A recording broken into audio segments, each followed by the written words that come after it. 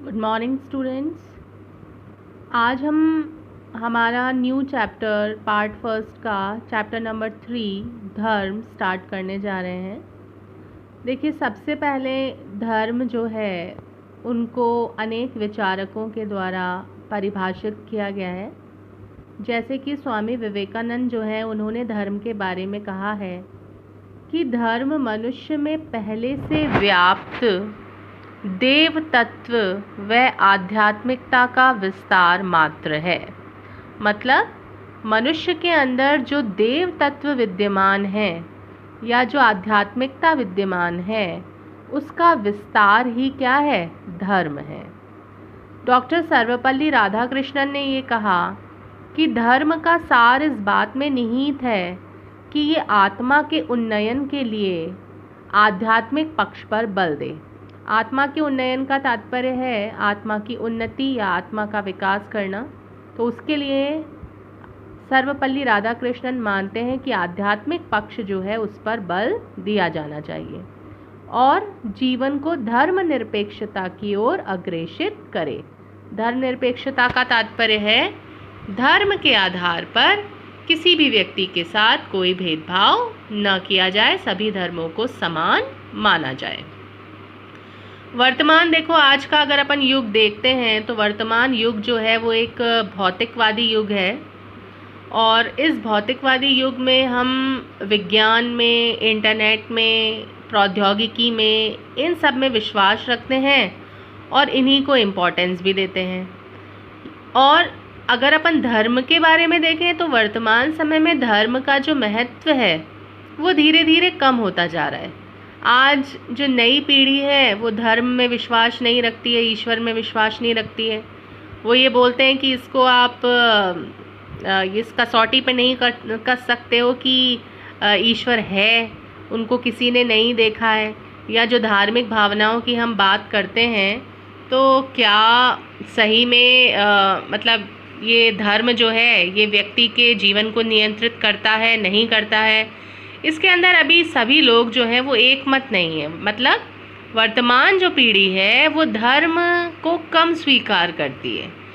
आज अगर आप देखोगे तो विश्व के अंदर अनेक जो राज व्यवस्थाएं हैं देशों की, उन्होंने भी धर्मनिरपेक्षता जो है उसी को अपनाया हुआ है। तो धर्मनिरपेक्षता का तात्पर्य क्या होता है कि किसी भी धर्म को विशेष दर्जा जो है वो नहीं दिया जाता है, सभी धर्म जो हैं उनको समान मानना, ये धर्मनिरपेक्षता की भावना होती है। भारत के द्वारा भी धर्मनिरपेक्षता की भावना को ही अपनाया गया है। तो ये एक प्रकार से धर्म की एक भूमिका है। ठीक है, अब आता है धर्म का अर्थ। देखो, धर्म का अर्थ, धर्म को आप शब्दों की सीमाओं में नहीं बांध सकते हो। हर जगह, हर देश अपने अपने विचारधाराओं के अनुसार, अपनी अपनी संस्कृति के अनुसार धर्म के अर्थ को व्यक्त करता है।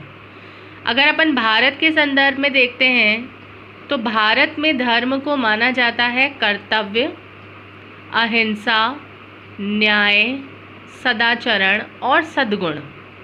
ठीक है, मतलब हम क्या मानते हैं कि यदि हम अपने कर्तव्यों का पालन करते हैं, अहिंसा के मार्ग पर चलते हैं, न्यायपूर्ण जीवन जीते हैं, हमारा आचरण सद्गुण व सदाचारी है, तो हम धर्म के अनुसार आचरण कर रहे हैं। वहीं धर्म, विश्वास और प्रथाओं की प्रणाली भी मानी जाती है, जिसमें लोगों का समूह जो है वो ये व्याख्या करता है कि क्या पवित्र है, क्या अलौकिक है। तो ये जो धारणाएं हैं ये भी धर्म के माध्यम से ही आती हैं। आप देखते होंगे ना, ये अपवित्र, ये पवित्र, ये धर्म से जुड़ी हुई चीज़ें हैं। लौकिक, अलौकिक। लौकिक जगत का मतलब हमारा ये जगत जिसमें हम जीवन यापन कर रहे हैं अभी, ये लौकिक जगत है जो हमें दिखाई दे रहा है। और अलौकिक जगत जहाँ ईश्वरीय शक्ति मानी जाती है कि ईश्वर है, वो अलौकिक है जो हमें दिखाई नहीं देता, केवल हमारी भावनाओं के अंतर्गत विद्यमान है। तो धर्म जो है उनको इन प्रथाओं से और विश्वासों से भी जोड़ा जाता है। फिर अगर आप अंग्रेजी में देखें तो अंग्रेजी में धर्म का समानांतर शब्द जो है वो है रिलीजन। और रिलीजन शब्द का अर्थ क्या है? आस्था, विश्वास या अपनी मान्यता। ठीक है। गीता के अंदर अगर अपन देखें तो श्री कृष्ण ने क्या कहा है? प्रत्येक मानव देहधारी को प्रकृति के उपहार के रूप में विवेक मिला है, और ये विवेक क्या करता है? मनुष्य को सर्वश्रेष्ठ जानने और करने के योग्य बनाता है कि क्या सबसे ज़्यादा बेस्ट है, क्या श्रेष्ठ है। और यही मनुष्य धर्म है, अर्थात स्वधर्म।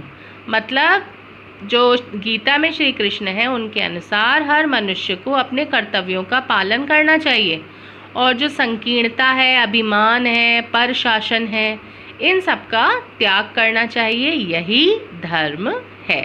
ठीक है। अब देखो आगे आ जाओ, नेक्स्ट टॉपिक वो है धर्म और धर्मनिरपेक्षता। भारत के अंदर आपको पता है कि भारत जो है वो अनेक धर्मों, अनेक संस्कृतियों का देश है। हमारे यहाँ पर अनेक धर्मों को, अनेक मतों को मानने वाले लोग जो हैं वो निवास करते हैं। लेकिन हमारे यहाँ पर किसी भी नागरिक के साथ उनके धर्म के आधार पर कोई भेदभाव नहीं किया गया है। सभी धर्म जो हैं उनको समान माना गया है। मतलब संविधान जो है वो किसी भी धर्म को विशेष धर्म जो है उसका दर्जा नहीं देता है। ठीक है। नेक्स्ट जो आपका टॉपिक आता है वो आता है धर्म और नैतिकता। देखिए इसमें क्या माना गया है कि धर्म का जो मूल जो लक्ष्य है वो है मानव की सेवा करना, और ये बल देता है सदाचरण पर, करुणाशीलता पर और अहिंसा पर। मतलब हमको हमेशा अच्छा आचरण करते रहना चाहिए, करुणा होनी चाहिए हमारे व्यवहार में, अहिंसक व्यवहार हमारा होना चाहिए, हमको बुराइयों से दूर रहना चाहिए और भलाई के मार्ग पर चलना चाहिए। इसी को ही धर्म माना जाता है, या धर्म हमें यही शिक्षा देता है। अगर भारतीय विचारधारा के विद्वान जो हैं वो पाश्चात्य शब्द रिलीजन जो है उसको ये नहीं मानते हैं कि ये धर्म का पर्यायवाची है। मतलब रिलीजन शब्द को वो धर्म का पर्यायवाची नहीं मानते हैं।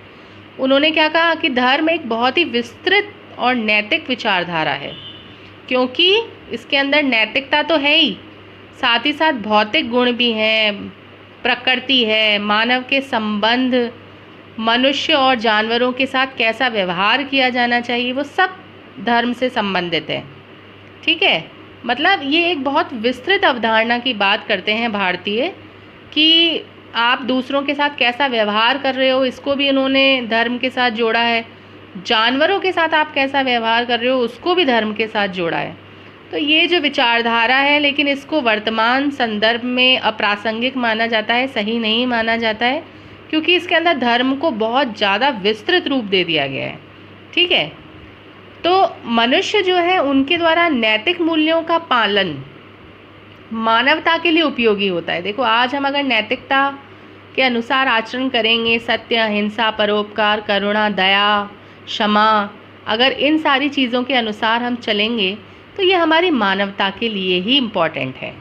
लेकिन अगर आज आप देखें तो दुर्भाग्य है ये हमारा कि आज विभिन्न धर्मों के जो लोग हैं, पंथों के जो लोग हैं, वो अपने आप को श्रेष्ठ समझते हैं दूसरों की तुलना में, और दूसरों को मानते हैं हीन, जो एक सांप्रदायिकता की जो भावना है उसका द्योतक है।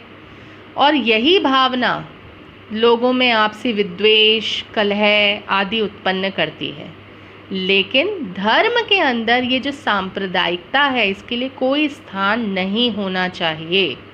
ठीक है। किसी के साथ कोई भेदभावपूर्ण स्थिति नहीं होनी चाहिए। यदि सभी धर्मों के सामान्य तत्वों को अगर आप अनुभव करते हैं तो कोई भी धर्म ये नहीं कहता कि किसी भी धर्म के साथ में कोई भेदभाव किया जाए या गलत आचरण किया जाए। अगर हम हर धर्म की जो भी अच्छाइयाँ हैं, उनकी जो भी एकरूपता है, उनको स्थापित करेंगे तो हमारा जो धर्म है वो एक सत्यपरक धर्म के रूप में स्थापित हो पाएगा। और अगर वो धर्म या किसी की निंदा करता है या तिरस्कार करता है तो उस धर्म को आप कभी भी सार्वभौमिक या सत्यपरक नहीं बना सकते हैं। ठीक है। तो यहाँ पर यही है कि धर्म को नैतिकता के साथ में जोड़ने का प्रयास किया गया है। ठीक है, तो ये आपका जो टॉपिक है ये समाप्त होता है।